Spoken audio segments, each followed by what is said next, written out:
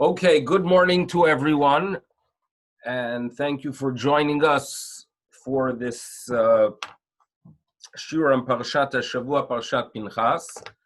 I would like to start off by thanking our sponsors. So I would like to thank Miriam and David Gershuni and to Ruth Goldman, who are sponsoring to commemorate the yahrzeit of Miriam and Ruth's father, Shneir Zalman, Ben Levi Yitzchak, Zechrono Livracha.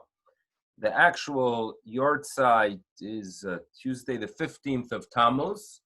So we thank you very much for the sponsorship. May the study of Torah we do here today be a schus, a merit for the neshama of Shneir Zalman Ben Levi Yitzchak. So thank you. Now, Pareshat Pinchas, the beginning of the parsha talks about our zealot Pinchas, who clearly, for the sake of heaven, performs an act that on its own would appear problematic, but nevertheless, when done completely for the sake of heaven, it seems to be not just approved, but an act that brought peace. That's the first section of the parsha.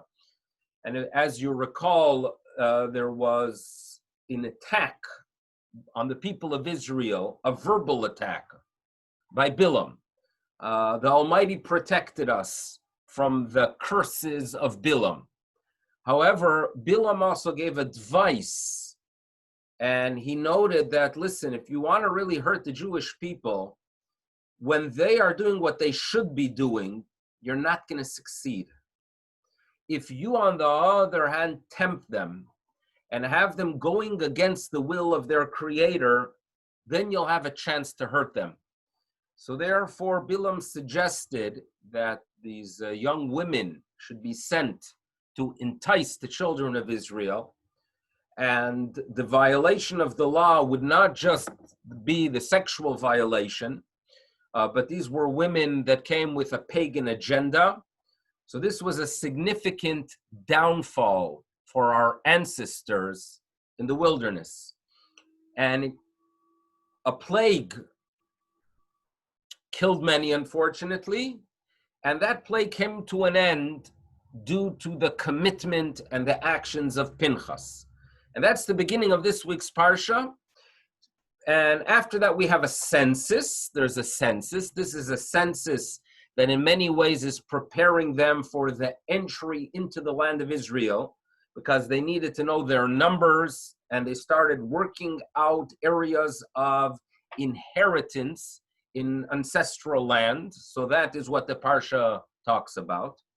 And then we have the situation where there were women by the name of the daughters of Tzlafchat, 5 magnificent women, and they come to Moshe and they note, listen, there's a problem here, because the system is such that males inherit, excuse me,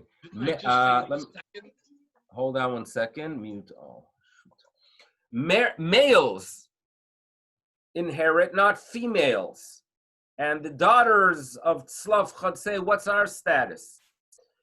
Now, usually throughout the years in the wilderness, when a question was asked, Moshe Rabbeinu already processed that information.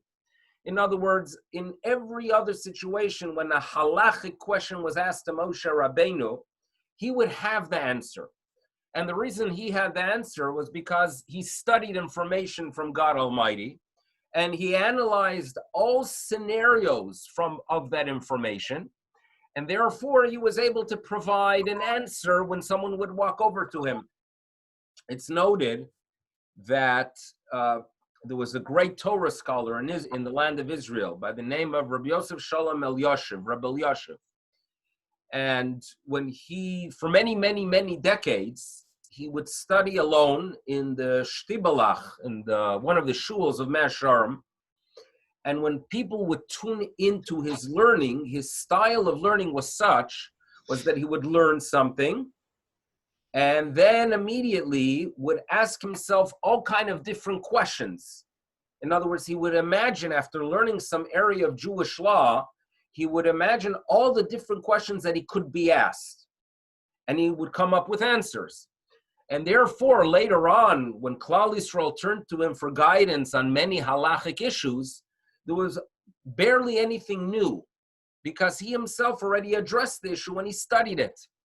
And most probably Moshe Rabbeinu worked with the same system, that questions, when Moshe Rabbeinu was asked a question, it would not be the first time he heard it, because he already processed and he already had a conversation with the Almighty about how to address a specific issue, or perhaps to use his own logic to figure out how to address the issue.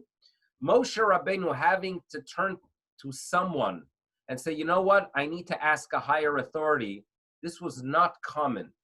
But in this week's Parsha, we have that situation where the daughters of Tzlafchad come to Moshe and they say, what's going to happen with us? You know, our father deserves land in Eretz Yisrael, even though he's not alive, but we want continuity. We want his name associated with an area, with land in Eretz Yisrael. What's going to happen? What's our status? Are we going to get something? We have no brothers to carry on the tradition, to carry on the legacy. And Moshe Rabbeinu says, you know what? Ich weiß nicht. So he turns to the Almighty, and the Torah tells us, Vayakrev Moshe et mishpatan. Moshe Rabbeinu goes ahead and brings their issue, their question, to the Almighty. Okay, so we're going to focus a little bit on Moshe Rabbeinu's inability to address the issue. And also there's something very unique that when we are told that Moshe Rabbeinu had to bring their mishpat, their question, their issue, right, an area that required judgment, when the Torah tells us that he had to bring it to the Almighty, the word is mishpatan, their judicial, their question that needed clarification. The nun of mishpatan is a large one, And afterwards, when I'm going to share the screen, we're going to look at that large nun, and that signifies something.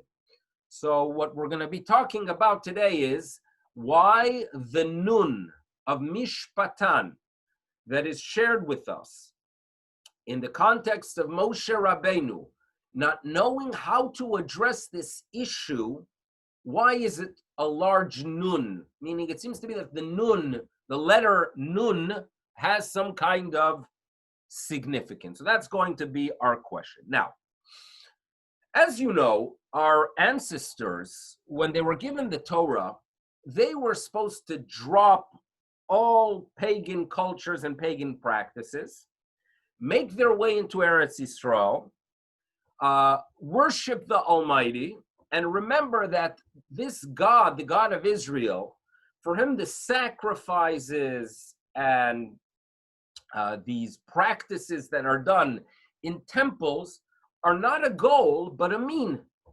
Because the real goal of Judaism is actually righteousness, justice, kindness, humility. That's the real goal of Judaism. So God Almighty was hoping that they come into the land of Israel, and the many gods and forces and pagan images that were part of the culture there would be purged by the Israelites. Unfortunately, that doesn't happen. And it appears that this drive to Avodah Zarah, the drive to idolatry, was so great that our ancestors, unfortunately, simply couldn't walk away from it. And it appears that if you were living 3,300 years ago and were walking through the valleys of Eretz Yisrael, and you would pass some kind of village of some pagans, and outside they had a gift shop. In other words, you probably had a tour of that little village. At the end, they obviously had a gift shop. You have to go to a gift shop. And at the gift shop, they had keychains with these pagan gods. You had this tremendous urge to go ahead and buy one of those keychains that had that small miniature image of that pagan god. And just as, some people are extremely tempted by ice cream, right? And when they see chocolate ice cream, even if they committed 2 hours beforehand that for the next 6 months they're on a diet, the chocolate ice cream simply will overpower them. It appears that that little pagan image would simply overpower you. And you would pull back and you would remember that you learned in Cheder that Avodah Zarah is destructive. We're not gonna be long lasting in Eretz Yisrael if we go ahead and make that part of our culture. And they knew, many of them, that HaKadosh Baruch Hu is the one that we should be worshiping, but the drive was so great, they walked away, especially when it was a good deal. They had a 3-to-1, three little pagan images for $1. They couldn't not buy it. This was the challenge our ancestors had many years ago. Now, so if I would travel back to that period of time and interact with a farmer, and this was a farmer that heard from his grandfather about the events in the wilderness, right? Because this is only 80 years after the entry into the land of Israel. And the farmer would believe in the God of Israel. But at the same time, if I would go into his closet, I would find pagan images. And he would say, listen here, I believe in the God of Israel, but I also believe that these pagan images, they do something. So they were simply struggling with these issues. Very tragic, by the way, very tragic. Now, I understand the farmer, but my question is, what were the priests doing during that period of time? In other words, the farmer was working his land. Hashem wants him ideally to only recognize HaKadosh Baruch, not ideally, HaKadosh Baruch wants him to only recognize Hashem. He, unfortunately, is diversified. He worships more than one force. My question is, what were the Levim doing? Kohanim and Levim. In other words, were they all perfect? I'm sure the Levites among you and the Kohanim among you would want to believe so. But it doesn't appear so, especially among the Levim. Remember, Kohanim were few. Levim were many. The numbers were such in those days. A Levi doesn't have land. His goal is to be an educator, to live off the tithes that the people give. And as a result, he in turn will inspire them and teach them and guide them. What were the Levim doing when society was pagan? Right? What did they do for Parnasa? Right? How did they survive? Because it's very possible that if you're pagan and you are worshiping other forces and Hashem is not a priority and Torah is not a priority, so you're not going to go ahead and give those percentages you're supposed to give to the Levi. What happens with the Levi? What's going to be with him, right? How is he going to make a living? So actually, we have a record of such a story that's in the book of Judges, in the book of Shoftim, in the 17th, 18th chapter. And there's a story. It's a story you are familiar with, and perhaps we'll review it briefly with a few extra details. There is a fellow who lives in the mountains of Ephraim. His name is Micha is his name. And Micha seems to be a complicated individual. He has an odd relationship with his mother because, believe it or not, his mother had a significant amount of savings, gold, silver, and Micha stole it. He basically ripped off his mother. Eventually, he admitted to his mother. The mother was satisfied. It seems to be the relationship worked out. But the mother says to Micha, Micha, by the way, thank you for admitting that you were the one that took the silver. But now that you are returning it to me, there's a little bit of an issue because I committed when the money was lost that the money will be used to serve the higher being, to serve higher authorities, to make some kind of image, to go ahead and inspire us. I committed. So therefore, as a result, when Micha did return the money was used and they made a pesel. They made an image. Now, it is very un-Jewish to have pagan images. Unfortunately, during that period of time, they were tempted and they made this pesel. Micha made a pesel. And if you have a pesel that you want to worship, he created for it a little temple. He designated for it a room. He purchased some other items that were used to be inspired, to connect the spirits. Fine. The only thing he was missing in his little shtibel that he had, his little temple, was a priest. One day, the Tanakh describes in the 17th chapter of Shoftim that there was a na'ar. Now, a na'ar could be young or could be simply not a developed individual. Even in Yiddish, don't they use that term sometimes? I was a na'ar, right? He's a fool. So it seems to me that he was an undeveloped individual who originated in the area of Yehuda, but he himself was a Levi. So here we have it, by the way. You want to know the status of Levim during that period of time? What were they doing? So what we're going to see is that he struggled to earn a living, because being a Levi, when unfortunately the culture is pagan, when HaKadosh Baruch Hu is perhaps recognized but far from a priority, the Levi is in trouble. So he had to leave the area of Yehuda to look for a shteller, to look for a position.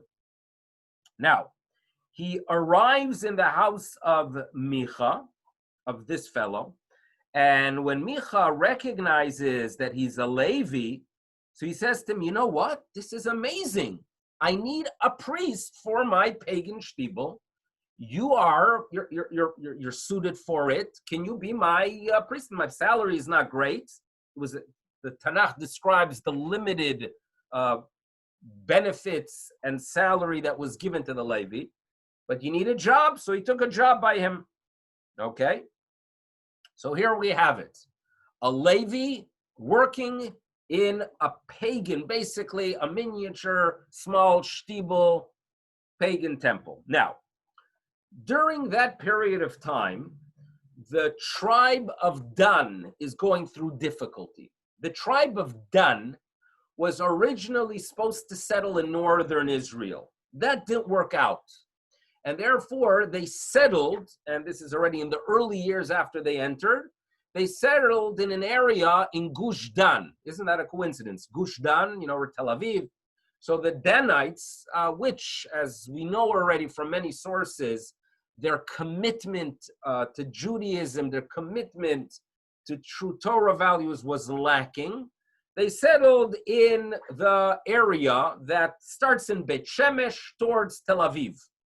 Now, at that time, the Philistines were growing in power, and they were expanding. And if you know the geography, they're expanding from Gaza, Ashkelon, Ashdod. So imagine that. Ashdod, you have the Philistines, and you are trying to settle there in the valley of Elah. You want to settle in an area not far from the powerful Philistines. It ain't going to work. So therefore, there's a meeting among all representatives of the tribe of Dan, and they decided that they're going to make their way to northern Israel to see perhaps they could go ahead and conquer an area that was originally designated to them in the north. Okay, so they are traveling. It's a group of 5 people. They are traveling. Now, they stop in the house of Micha. It appears that this Micha, besides having a pagan temple with a nice Levi serving as a priest, he hosted people as well. And these 5 individuals from the tribe of Dan are hosted there. And then they meet the Levi. They were quite surprised to meet the Levi there. They knew him. He was a known Levi, this Na'ar HaLevi. And they share with him the issue, we're going to the north. We're trying to expand. We need a blessing from you, okay? So they turn to him and they say, Levi, you're a spiritual fellow. Please share with us. Hatatzlach darkenu asher anachnu holchim alea. Are we going to be successful? Ask the Danites to the Levi. Vayomer lahem, and he says to them, Lechu leshalom, go in peace. Nochach Hashem derechechem, your path should be, right, imaged or reflective of God. Now, his response was not a guarantee, but it's somewhere between a guarantee and a blessing. And this is a technique that's used. In other words, if you want to look very smart and very spiritual, what you want to have is a situation that you give a blessing and the blessing occurs, right? Imagine that. I remember once I was honored by being a Sandik, and it was a Sephardi bris milah. It was a Sephardi bris milah. And after, they have a beautiful tradition. They have a beautiful tradition that after the sandak finishes his holding the baby, people get in line for brachot, for blessings. And it's a long line. That's their tradition. So I wasn't completely aware of it. So the first person that asked for a bracha, I wasn't sure what to say exactly, but I gave a bracha. By the second one, I felt a little bit more comfortable. By the third one, I said, this feels good. People are waiting in line for brachot. This is quite incredible. Now, imagine if all the brachot would actually take place. Imagine the power. I would have power. I would be considered a man of God. Wouldn't that be awesome if that would be the case? So therefore, a good technique is to give blessings that it is unclear if you are giving a prediction or just a blessing. In other words, someone walks in, they're going to invest in a specific company.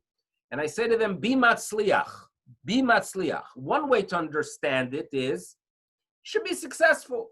But you could explain it is that I guarantee you will be matzliach, you will be successful. And if that indeed occurs, I look great. So the language used by this Levite was smart language. He played the game correctly.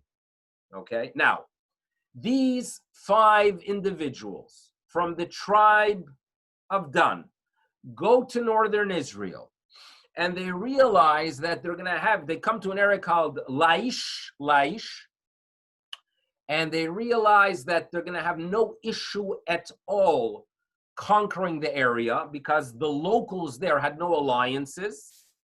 And although they were members of the nation of the Phoenicians who were on the coast of Lebanon, the area was completely detached. So they had no local assistance. So the Danites realized that they could go back home, bring a small army, conquer the area, and indeed be very successful. Fine. So they go back home, they come with 600 men, and they're making their way north to conquer northern Israel, the area that became Dan, and therefore, up until today, when you talk about the length of the land of Israel, you say Midan ve'ad Beersheva, from Dan to the north until Beersheva. We actually, as a group, in February of 2011, we visited Dan. Now, as they are traveling to northern Israel, they stop again in the house of Micha. And remember, this Levi, with his pagan god there, predicted that they're going to be successful. So for them, he's a wanted individual. And therefore, they basically tell Micha, we are taking your god, we're taking your pagan image, and we're taking the Levite with us. And we have 600 men. Okay? He had no choice. And they turn to the Levite and they say, listen, right here, you're basically a priest for a small shtibel. Now we are offering you a position that you can become a priest to a shevet ulemishpacha b'Yisrael. We'll give you a much greater stellar, right? We're going to upgrade your rabbinic position from a little shtibel to a very large, well-respected tribe. So he had no choice. He followed them. And as a result, this image of Micha remained in the tribe of Dan, with the tribe of Dan. And this Levite became their official priest. And the chapter ends off by telling us that this was taking place Kol Yemei Heyot Bet HaElokim B'Shiloh. In other words, this is tragic because even for the 369 years when we had a functional tabernacle in Shiloh, where we had individuals that in general were teaching us to connect to HaKadosh Baruch Hu, who demanded ethics, values, decency, humility, righteousness, justice, they still had that pagan temple in the north. And this is something that remained, unfortunately, for many, many, many, many years, many decades, and even centuries, that they had this pagan hub in the tribe of Dan. So this is a story that is shared with us, a very, very tragic story. At the end of the chapter, the Tanakh decides to identify the name of the priest, okay? The name of the Levite. So we are told, do you want to know who that Levite was? So in reference number 2, we are told that you should know that Yehonatan, his name was Jonathan. Okay, now nothing wrong with the name Yehonatan, right? Ben Gershom, his father was Gershom, and his father was Menashe.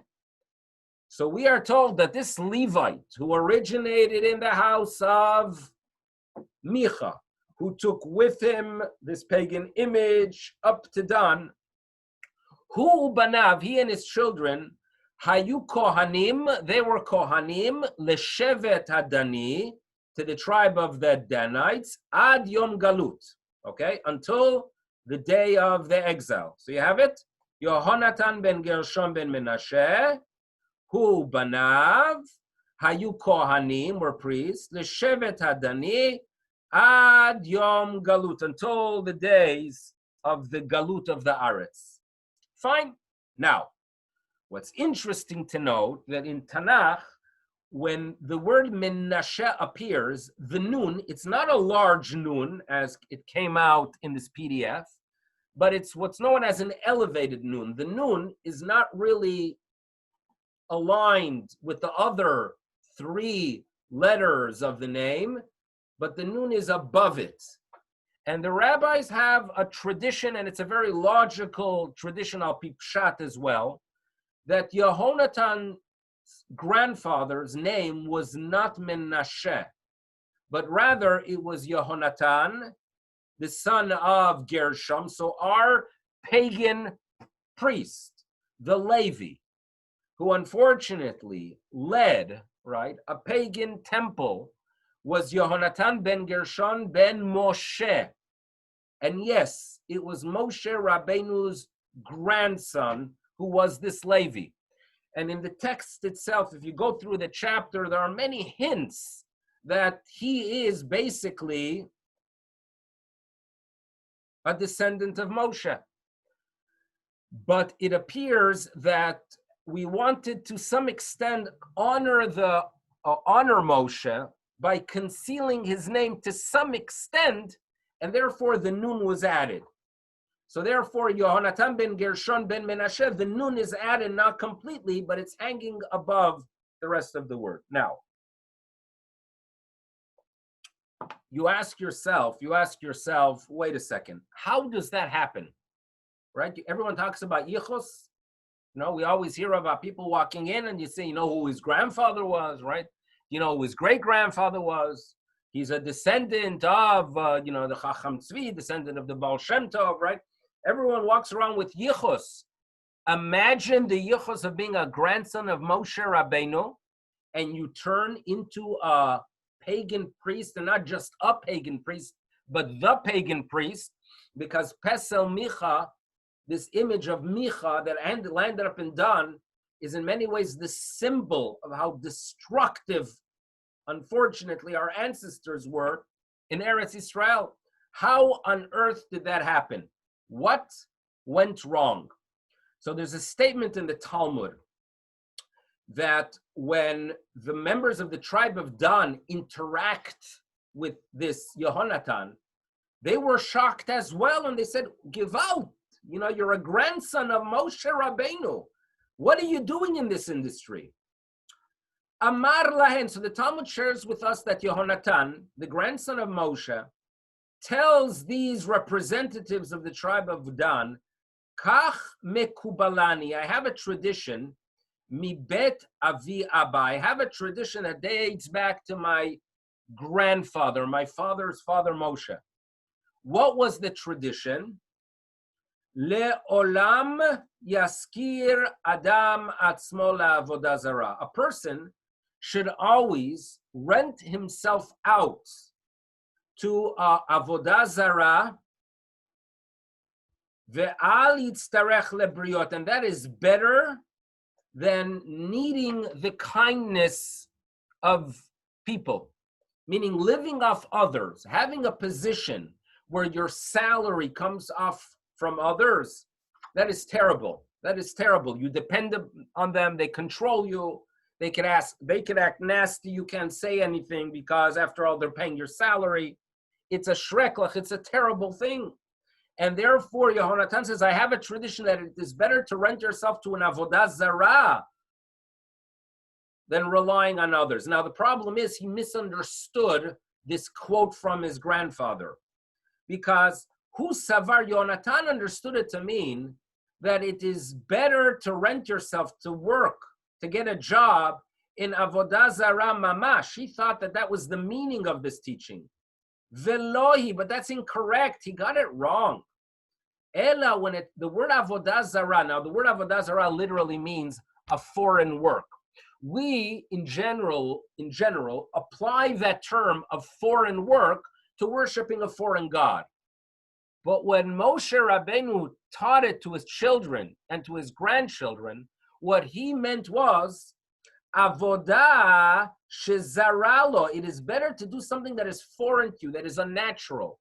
It is better to go into an industry that's not natural for you. It is better to do that than living off others, than relying on others. And they quote the statement of Rav, who used to say that it is better to skin a carcass in the market and take payment, and not to say I'm a great man and this is beneath me. In other words, if a person walks around feeling, I'm not going to go ahead and do work. I'm going to expect others to give my salary. That's no good. It is better to go ahead and lifshot nevela bashuk, to skin a carcass, which is considered a low job, not an honorable job. It is better to do something that's not honorable, but to do it with your hands and earn a living with dignity than relying on others. And that was the meaning of Moshe. Better do something that is foreign to you. Unfortunately, Yehonatan misunderstood it, and he took it literally. And you have to remember that the culture that Moshe Rabbeinu felt and wanted his children to be aware of was that you should know, making a living off Torah is terrible, right? Moshe Rabbeinu, by the way, the Talmud tells us, taught Klal Yisrael bechinam. In other words, Moshe had, as you all know, they drove him nuts. The people of Israel drove Moshe Rabbeinu crazy. And he did not take a salary from them. And Moshe Rabbeinu was probably processing how much more so would they drive me nuts if at the end of every month they cut me a check. So therefore, for Moshe Rabbeinu, making a living from Torah is awful. And he made it clear to his family members, it is better to go ahead and skin the carcass in the marketplace.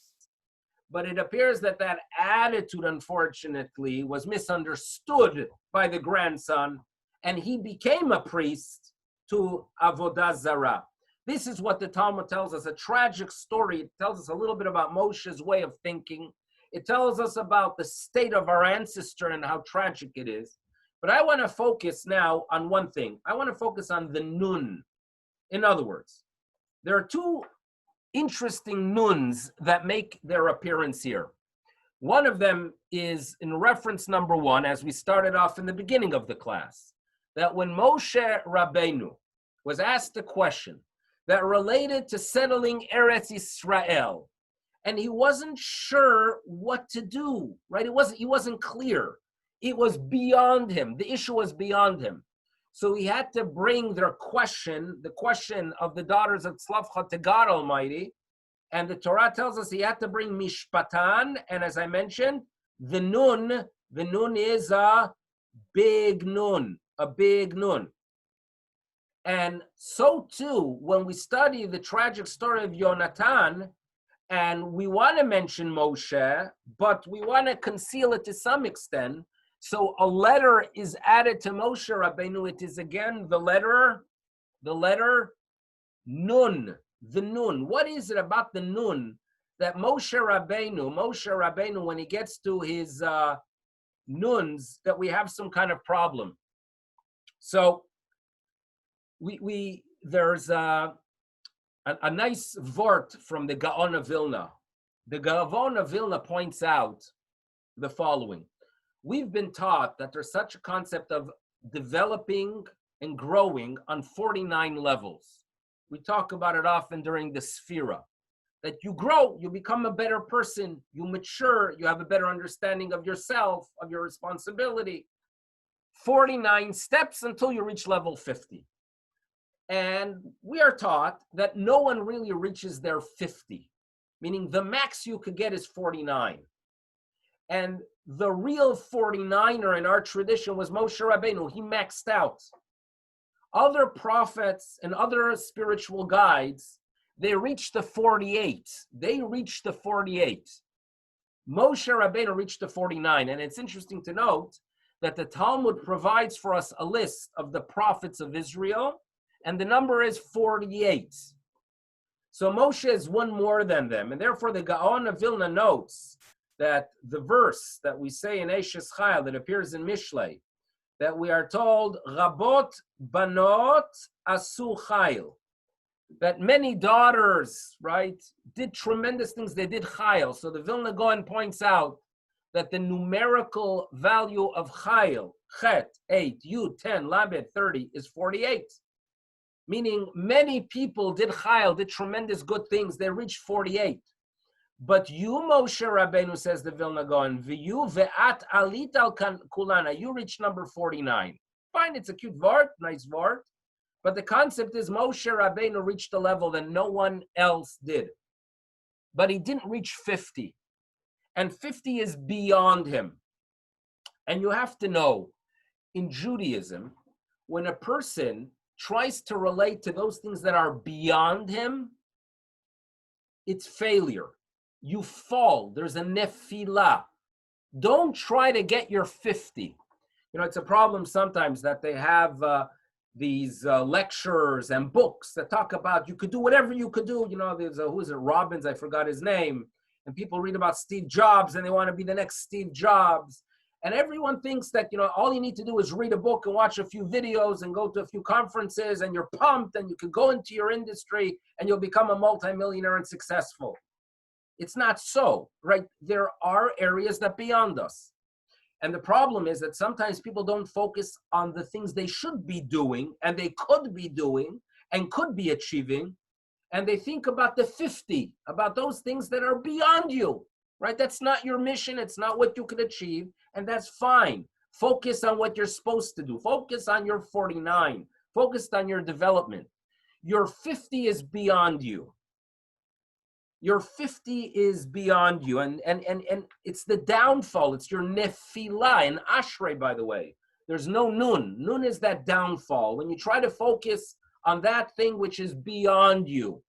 And even Moshe Rabbeinu had a level that was beyond him. And when he was trying or when he was addressing it, it wasn't good. He didn't have the clarity. And that's why when a question was asked to Moshe that related to the inheritance in the land of Israel, and Moshe, unfortunately, Israel was beyond him. He did not merit that entry. The Torah is hinting that for Moshe, this is beyond him. And therefore, the question was not one that he himself was able to process, but needed to turn to the higher being, because this was a 50 for Moshe. This was a nun. Nun is, the numerical value of nun is 50. And therefore, Vayakrev Moshe et Mishpatan, with a big nun. And so too, when you want to address the tragedy, the great tragedy of a descendant of Moshe Rabbeinu becoming the pagan priest for the tribe of Dan, and that story that led to it, he is Menashe. Moshe has a nun. Look what happens when he goes beyond his designated area, right? And it's always important to realize that, great rabbinic figures, when you take their philosophy and apply it to a generation that's not theirs, you'll have problems, right? We talked in the past about a great rabbi by the name of Rav Yaakov Polak. Rav Yaakov Polak was from Poland, and I have a feeling you could have guessed that. He lived in the 15th century. Poland did not have yeshivot. He went to the yeshivot in Germany. He was a superstar. He was the greatest scholar. And as a young man, he took a position on a controversial matter, and the rabbis came out against him. So Rav Yaakov Polak returned to Poland. He returned to Krakow, but due to the fact that he was such a scholar, great students and great scholars followed him back to Poland and established a yeshiva. And when you talk about Polish Jewry and the Torah that was learned and studied and taught in Poland, you have to understand that really it started off with Rav Yaakov Polak. So he was it for Polish Jewry. And therefore his disciple, the Ramah, quotes him often, Rav Yaakov Polak. When Rav Yaakov Polak was an old man, his students asked him the following question: why do you not record your Torah? Why is it that in previous generations, rabbis had an understanding that if they taught, it should be recorded? You, on the other hand, don't believe in recording every psak of yours. Rav Yaakov Polak responds, I don't want that in 50 years from now, people will be afraid to paskin against me. People will be afraid to paskin based on the needs, because they'll say, we can't go against Rav Yaakov Polak. Every generation, the rabbis have to paskin based on the needs of that generation. Sometimes it's more strict if people are ignoring halacha, sometimes more lenient, right? You cannot go ahead and use the hashkafa or the halacha of the past to lock everyone in this generation, right? You know, there was a time, Chassam Sofer paskin, that there's a prohibition. Chassam Sofer was of the opinion that there's a prohibition for a rabbi to lecture in the vernacular, meaning droshe dav zayin in Yiddish, according to Chassam Sofer. Now, I have a tremendous amount of respect to the Chassam Sofer, but I do not give droshes in Yiddish. Would the Chassam Sofer approve 100%? Because Chassam Sofer understood that those things that were true for 1830 are not going to be true for 2020, right? You have to realize that this is a living Torah, that obviously Torah remains, and it's the same Torah, but it's the same Torah with an understanding that in every generation, yes, there's a need for that adjustment. And therefore, this understanding that the future is your nun. Moshe Rabbeinu understood that his future is his nun, and someone else has to take over that role. Someone else has to take over Moshe Rabbeinu's nun. Okay, and therefore, when we address the tragedies, it's the nun. Now, just an interesting note that after the Aseres Hadibros, the Torah warns us, this is a pasuk in Shmos, okay, which you are familiar with. Lo ta'asun iti Elohe chesef, ve'Elohe zav lo ta'asu lachem. Okay, God warns us not to make images, pagan images of silver, and not to make pagan images of gold. Fine. Now, when you read that verse carefully, you'll notice that when it talks about Elohei Kesef, the Torah tells us iti, with me. On the other hand, when it talks about the gold, it doesn't mention God there. That's one interesting note when you analyze this verse. Number two, when we are talking about Elohei Zahav, it says lo ta'asu, right? On the other hand, when we're talking about the silver, it is lo ta'asun with a nun. What's it doing there? So one of the commentators notes the following: our ancestors in Eretz Israel failed with golden images and they failed with silver pagan images. The golden images are the golden oxen that were made by Yerovam. And at that time, Jews were not allowed to make their way to Jerusalem. And Yerovam says to them, from now on, the only place you worship is in the pagan temples of Dan, where there's a gold image. So therefore, the Torah tells us, the Torah which predicted and knew that this is going to occur, the Torah warns, Elohei Zahav lo tasu lachem. Now, the word iti does not appear there because when they were worshiping the golden Dan, they couldn't worship God at that time. It was not with God. It wasn't iti. On the other hand, when they were worshiping the silver image of Micha, that silver image was worshipped at the same time that many people had access to Shiloh. And it was probably very common for people to sometimes go to Shiloh to relate to HaKadosh Baruch Hu, but at times of weakness, they made their way to Dan to worship the silver image of Micha. And therefore, lo ta'asun iti, therefore the word iti appears, because they were worshiping God together with the silver image. It's iti, it's with me. Fine.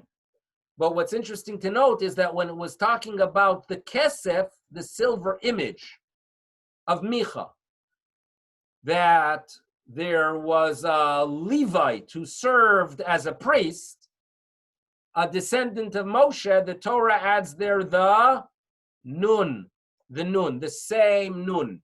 Now, you have to remember that Moshe Rabbeinu's nun was in Eretz Yisrael, but he did have someone who took over that role. Who took over the role of Moshe Rabbeinu in leading and guiding the Jewish people in Eretz Yisrael? Who took over that role? Yehoshua bin Nun, the son of Nun. Okay? You know, the Midrash tells us that in this week's Parsha, when Moshe Rabbeinu makes a request from the Almighty, and he says the people of Israel need a leader, a spiritual leader to guide them after my passing. Who is it going to be? And Hashem says it's going to be Yehoshua ben Nun. And the Midrash tells us that you want to know why Yehoshua merited to take over that position. That is because he was always there with Moshe. He never would leave his master.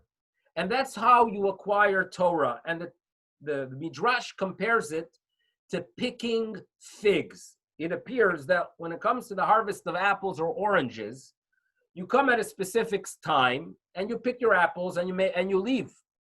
On the other hand, when it comes to figs, due to the fact that every fig develops on its own time, you can't just come 1 week a year. You have to always be there to pick the ripened figs. If you don't pick the fig when it's ripe, the next thing you know, it's going to fall and the ants are going to eat it. And therefore, Yehoshua, who was always there, has been compared to the one who picks figs. And therefore, the Midrash tells us, Kach lecha et Yehoshua bin Nun. You want to know who is going to guide the people of Israel?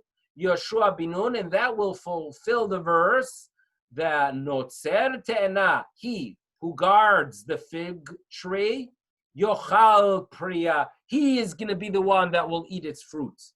So Yehoshua has been compared to the fig tree and to the fig fruit. And for me, it's interesting. There's a statement in the Talmud that it takes, if you want to know how long it takes for a fig to develop from the time of bloom until it is actually an edible fruit, the Talmud tells us that when it comes to a te'ena, it is 50 yom, 50 days. Yehoshua is Mr. 50 for Moshe. Moshe himself did not reach the 50 because no one reaches their 50. But the next generation does what we can't. That is the Yehoshua Binun. That is what he achieves. And that's the message of, at times the tragedy of not realizing that a different generation needs a different approach. Don't go beyond the area that is designated for you. And therefore, we have this story of the Menashe, right? The Moshe Rabbeinu's grandson with the Nun. So we learned a little bit about this parsha. We covered also a little bit about the story of Pesel Micha. So hopefully we gained something. It's an opportunity again to thank our sponsors, to Miriam and David Gershuni, Ruth Goldman, who sponsored to commemorate the yahrzeit of Shneir Zalman, Ben Levi Yitzchak, Neshama should have an Aliyah. So we do thank you all for